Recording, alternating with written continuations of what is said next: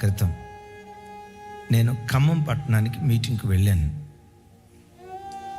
Covid దినాల్లో రెగ్యులర్గా మన లైవ్ చూసిన ఒక కుటుంబం మధ్యాహ్నం పూట నన్ను వారి కుటుంబానికి ప్రార్థనకు ఆహ్వానించారు.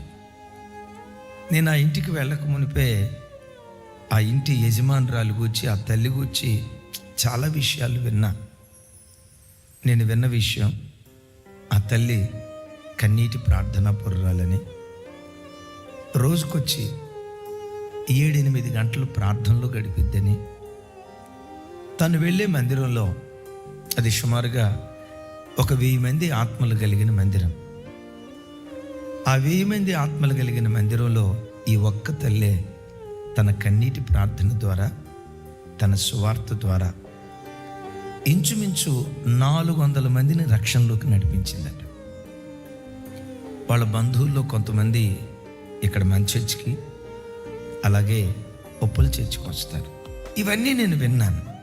సరే, ఆ తల్లితో మాట్లాడదాం, ఆ తల్లి ప్రార్థన జీవితాన్ని గురించి ఇంకెక్కువ తెలుసుకుందాం ఆశతో ఆ ఇంటికి వెళ్ళాను. కొద్దిసేపు ఆ ఇంట్లో ఉన్న ఓ తెలియని దైవికమైన ప్రసన్నత, దేవుడే ఈ ఇంటిలో ఉన్నాడు అన్న ఒక తెలియని ఆధ్యాత్మిక అనుభూతి అన్నీ మాట్లాడిన తర్వాత ఆ తల్లి, బాబు నా కొరకు ప్రార్థన చేయండి అయ్యా అన్నారు. సరే, ప్రార్థన చేసే ముందు ఒక మాట అడిగా, అమ్మా దేని కొరకు ప్రార్థన చేయమంటారు?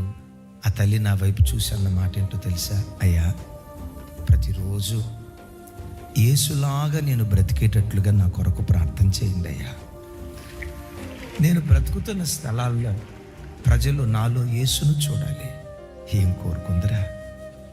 యేసులా బ్రతకాలి, యేసులా జీవించాలి, నా ప్రవర్తనలో, నా మాటలో యేసును కనపరచాలి.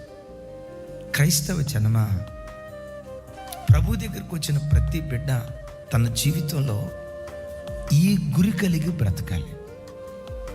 నా పిల్లలు ఆఫీసర్లు అవ్వాలి, అవుతారు, అది వేరే విషయం.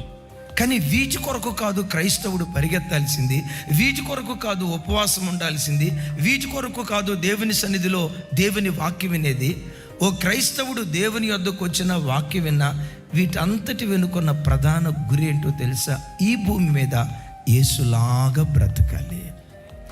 ఈ ప్రజలకు యేసుక్రీస్తు వారు ఎలా ఉంటారో ఈ అన్య ప్రజలకు నేను చూపించాలి అనే ఆ గురి, ఆ దర్శనం, ఆ బర్నింగ్ డిజైర్ ప్రతి గుండెల్లో గూడు కట్టుకున్నాను గాక.